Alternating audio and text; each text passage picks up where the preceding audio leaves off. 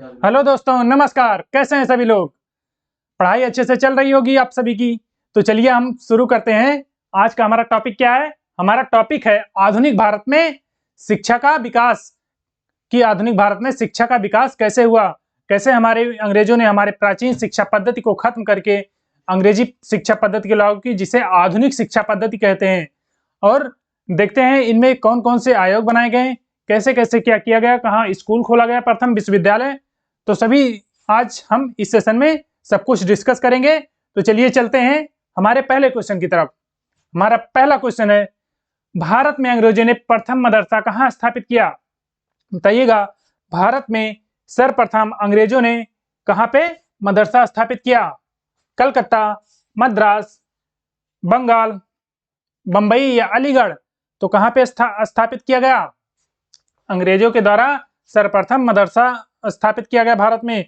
और वो कहाँ पे स्थापित किया गया? ये कलकत्ता में किया गया। किसके द्वारा किया गया? ये वारेन हेस्टिंग के द्वारा। ठीक है, वारेन हेस्टिंग के द्वारा। Warren Hasting. और कब किया गया? ये 1881 में किया गया, 1781 में। ठीक है, 1781 ईस्वी में वारेन हेस्टिंग के द्वारा कलकत्ता में सर्वप्रथम मदरसा स्थापित किया गया। चलिए आगे देखते हैं। अगला क्वेश्चन है, एशियाटिक सोसाइटी ऑफ बंगाल के संस्थापक कौन थे? बताइएगा। एशियाटिक सोसाइटी ऑफ बंगाल के संस्थापक कौन थे? Sir William Jones, Max Muller, James Prinsep या बिल्किंस? सब लोग बताओ कि एशियाटिक सोसाइटी ऑफ बंगाल के संस्थापक कौन था? ये सर विलियम जोन्स ने एशियाटिक सोसाइटी ऑफ बंगाल की स्थापना की थी। और कब किया गया था? ये एशियाटिक सोसाइटी ऑफ बंगाल की स्थापना 1784 ईस्वी में किया गया। ठीक है, 1784 ईस्वी में Asiatic Society of Bengal sir William Jones के द्वारा किया गया। चलिए आगे चलते हैं। अगला क्वेश्चन हमारा है, वाराणसी में प्रथम संस्कृत महाविद्यालय की स्थापना किसने की? तो ये बताइए सब लोग कि बनारस में जो प्रथम संस्कृत महाविद्यालय की स्थापना हुई वो किसके द्वारा की गई? Jonathan Duncan, Macaulay, Bankim Chandra Chatterjee या फिर वारेन हेस्टिंग? तो किसके द्वारा किया गया वाराणसी में? ये जोनाथन डंकन के द्वारा किया गया। जोनाथन डंकन के द्वारा प्रथम संस्कृत महाविद्यालय की स्थापना की गई। और कहां पे? वाराणसी में की गई। चलिए अगले क्वेश्चन पे चलते हैं।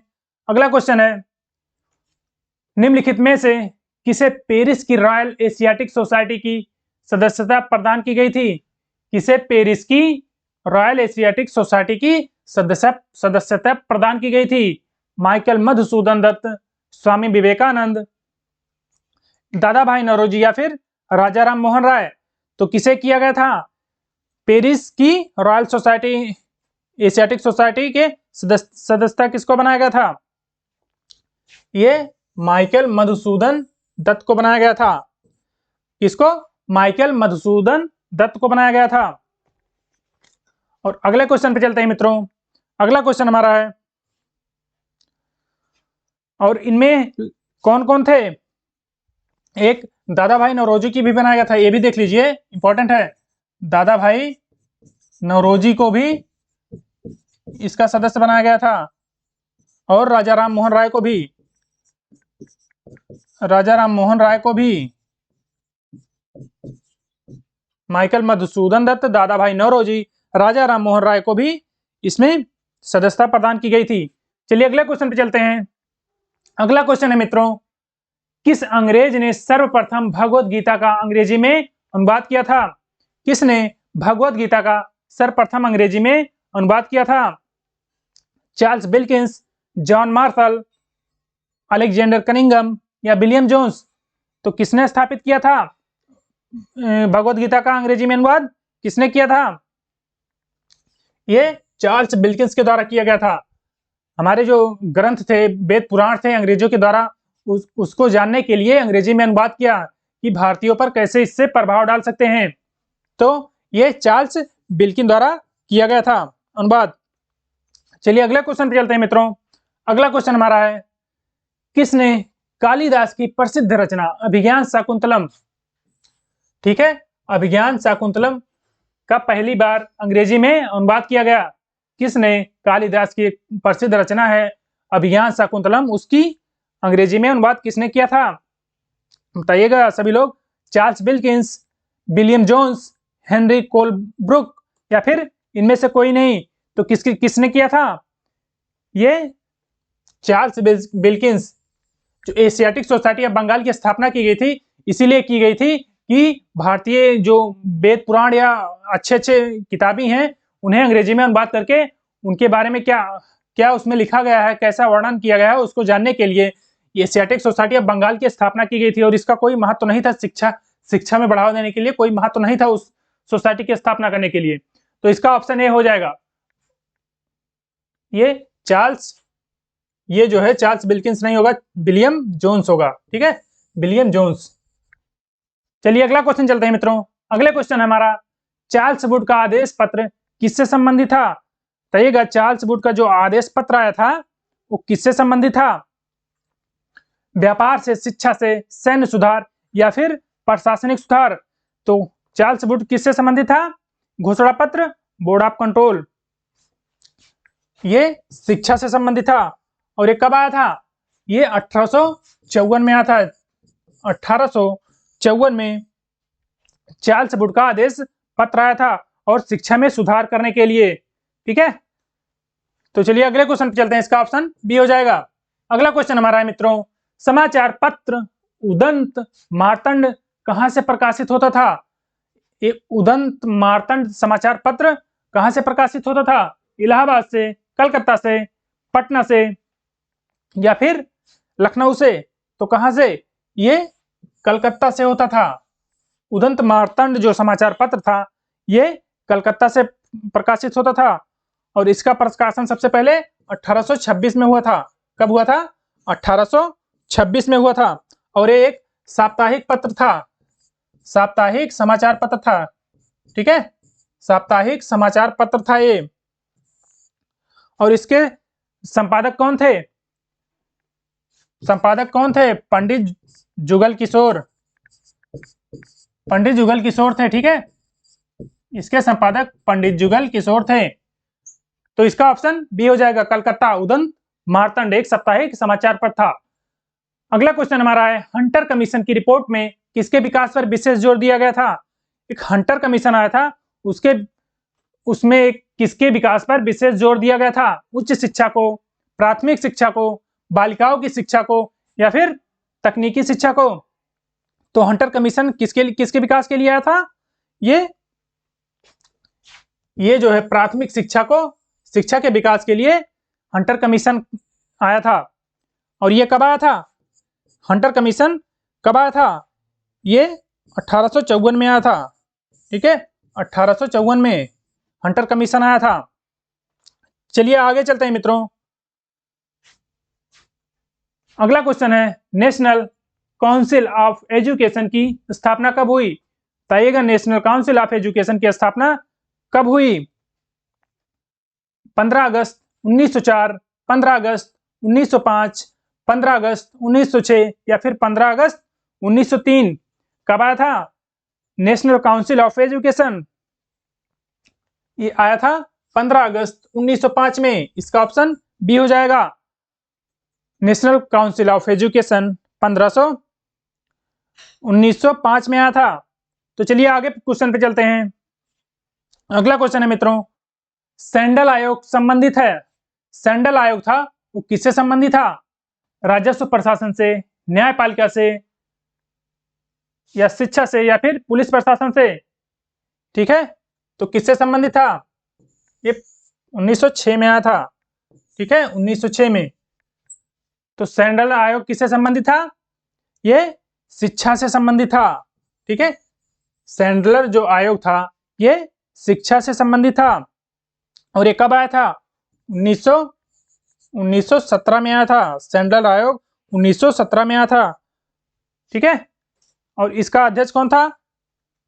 एम ई सैंडलर, ठीक है, एम ई सैडलर, इसका अध्यक्ष जो था सैंडल आयोग का एम ई सैडलर के द्वारा लाया गया था, अध्यक्ष बनाया गया था। चलिए अगले क्वेश्चन पे चलते हैं। शिक्षा में सुधार हेतु ब्रिटिश सरकार ने सैडलर विश्वविद्यालय आयोग का नियुक्त कब किया था? सैडलर विश्वविद्यालय आयोग का नियुक्त स्थापना कब किया गया था? 1921, 1919, 1917 या 1986? अभी हमने पिछले क्वेश्चन में बताया कि 1917 में इस आयोग की स्थापना की गई थी, सैडलर आयोग की। तो चलिए आगे चलते हैं। और एक कलकत्ता के सम्मेलन में हुआ था। अगला क्वेश्चन हमारा है, लॉर्ड मैकाले संबंधित है। बताइएगा मैकाले किससे संबंधित है? ये सती प्रथा के समाप्ति से, सेना के सुधार से, या फिर अंग्रेजी शिक्षा से, या फिर अस्थायी बंदोबस्त से। तो मैकाले किससे संबंधित था? मैकाले किससे संबंधित था? ये अंग्रेजी शिक्षा से संबंधित था। ये मैकाले जो था भारत में अंग्रेजी शिक्षा को बढ़ावा के लिए मैकाले, लॉर्ड मैकाले की इसकी अध्यक्षता में एक आयोग का गठन हुआ था। किससे संबंधित है? अंग्रेजी शिक्षा से। तो इसका ऑप्शन बी हो जाएगा। अगला क्वेश्चन है मित्रों, भारत के औपनिवेशिक काम में अधोमुखी निस्यंदन सिद्धांत यानी the theory of downward filtration, the theory of downward filtration या फिर अधोमुखी निस्यंदन सिद्धांत, ये क्या था? किससे संबंधित है? सिंचाई से, रेल से, या शिक्षा से, या गरीबी हटाओ से? किससे संबंधित था यह? The theory of downward filtration. तो ये संबंधित था शिक्षा से। और इसमें क्या होता था? इस थ्योरी में या सिद्धांत में क्या होता था? इसमें बताया गया था कि अगर जो उच्च वर्ग हैं, उच्च वर्गों अगर शिक्षा दोगे तो धीरे धीरे निम्न वर्गों तक पहुंचेगा। ठीक है, क्योंकि उस समय उनका कहना था अंग्रेजों का कि संसाधनों की कमी की वजह से हम सबको शिक्षा प्रदान नहीं कर सकते, इसलिए उच्च वर्ग के जो लोग थे उनको शिक्षा दो, और फिर वो धीरे धीरे वहां से जाते जाते निम्न वर्गों तक शिक्षा पहुंच जाएगी। ठीक है, तो इसका बी हो जाएगा, सी। चलिए मित्रों अगला क्वेश्चन है, भारत में आधुनिक शिक्षा प्रणाली की नींव किससे पड़ी? बताइएगा, भारत में आधुनिक शिक्षा प्रणाली की नींव किससे पड़ी? 1882 का हंटर आयोग, 1854 का वुड डिस्पैच, 1813 का चार्टर अधिनियम, या फिर 1835 के मैकाले के संस्मरण पत्र से? तो किससे संबंधित है? भारत में आधुनिक शिक्षा प्रणाली किससे संबंधित है? ये 1835 के मैकाले के संस्मरण पत्र से संबंधित है। और इसी ने ही दिया था कि the theory of down filtration यानी अधोमुखी निस्यंदन का सिद्धांत इसी के द्वारा दिया गया था, मैकाले के द्वारा ही। ठीक है, तो इसका ऑप्शन डी हो जाएगा। चलिए मित्रों अगला क्वेश्चन हमारा है, किसके शासनकाल में भारत में अंग्रेजी शिक्षा आरंभ की गई? बताइएगा, किसके शासनकाल में अंग्रेजी शिक्षा को भारत में आरंभ की गई? मिंटो, हार्डिंग, डलहौजी, या फिर बेंटिक? तो किसके शासनकाल में अंग्रेजी की शिक्षा की आरंभ हुई? ये विलियम बेंटिक के शासनकाल में अंग्रेजी शिक्षा की शुरुआत हुई। ठीक है, तो चलिए अगला क्वेश्चन चलते हैं। तो इसका ऑप्शन डी सही हो जाएगा। अगला क्वेश्चन है, भारत में प्रथम 3 विश्वविद्यालय की स्थापना किस वर्ष हुई? बताइएगा, भारत में 3 विश्वविद्यालय की स्थापना हुई, कौन कौन से? कलकत्ता विश्वविद्यालय, बंबई विश्वविद्यालय, कलकत्ता नहीं होगा, कलकत्ता विश्वविद्यालय, इलाहाबाद विश्वविद्यालय और बनारस विश्वविद्यालय। इनकी स्थापना कब हुई? 1881, 1885, या 1905, या 1857? तो कब हुई?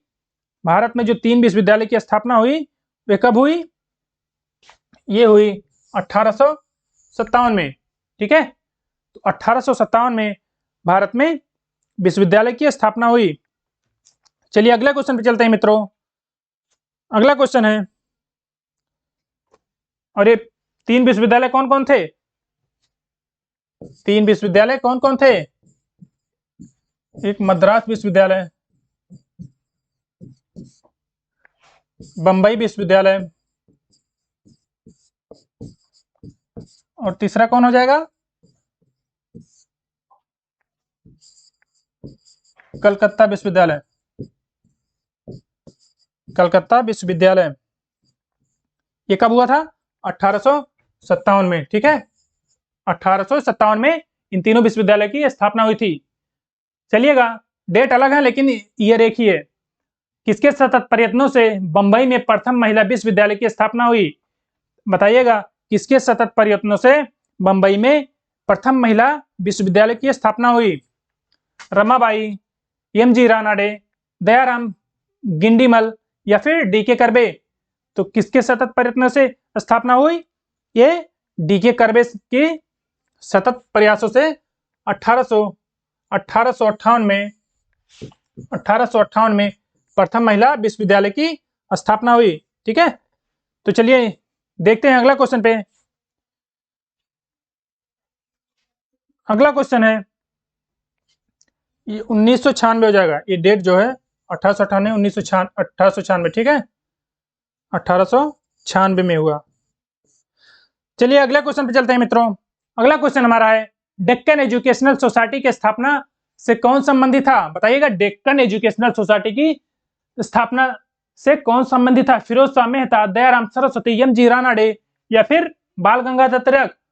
तो डेक्कन एजुकेशन सोसाइटी से कौन संबंधित थे? तो ये कौन संबंधित है? बाल गंगाधर तिलक, बाल गंगाधर तिलक। और डेक्कन एजुकेशनल सोसाइटी की स्थापना कब हुई थी? डेक्कन एजुकेशनल सोसाइटी की स्थापना 1880 में हुई थी, 1880 में हुई थी। ठीक है, चलिए आगे चलते हैं मित्रों।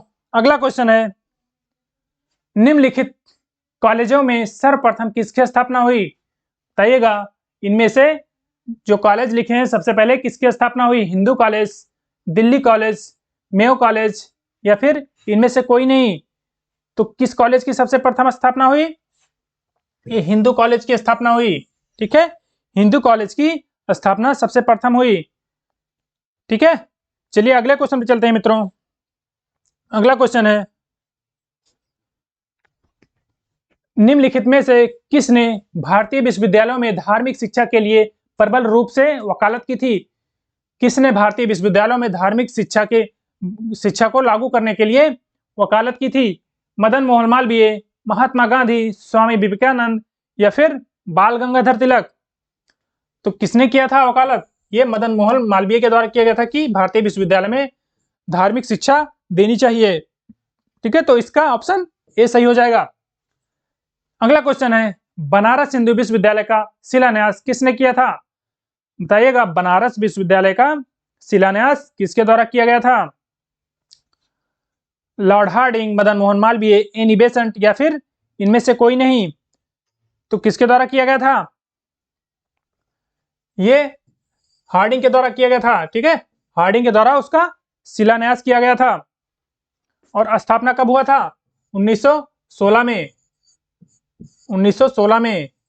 ठीक है, 4 फरवरी 1916 में इसका शिलान्यास हुआ था। तो इसका ऑप्शन ए हो जाएगा।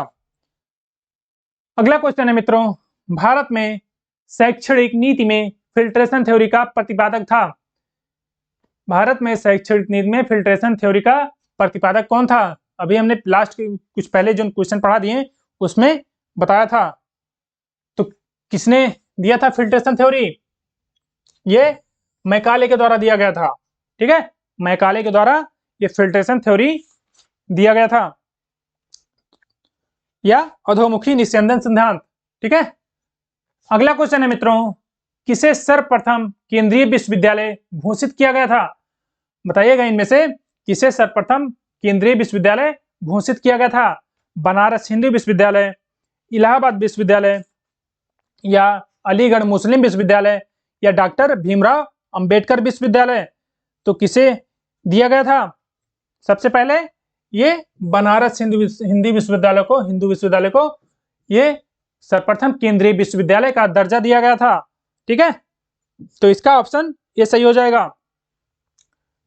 ठीक है मित्रों, तो हमारा क्वेश्चन इतना ही था और हमने इतने में भारत की शिक्षा पद्धति जो जैसी थी हमने लगभग सब क्वेश्चन करा दिए हैं। ठीक है, और अगर सेशन पसंद आया हो तो आप लाइक जरूर कर दीजिए और दोस्तों के साथ शेयर करिए, और चैनल को अगर नए हो तो सब्सक्राइब करना बिल्कुल भी ना भूलें। ठीक है, और हमारे और भी क्लासेस चल रहे हैं यूट्यूब पर, जैसे जियोग्राफी चल रही है, हिंदी चल रही है और यूपी जीके चल रही है। ठीक है, तो उन्हें भी जाकर आप विजिट करके चैनल को देख लीजिए। तो मित्रों, अपना साथ बनाए रखने के लिए बहुत बहुत धन्यवाद। तब तक के लिए जय हिंद।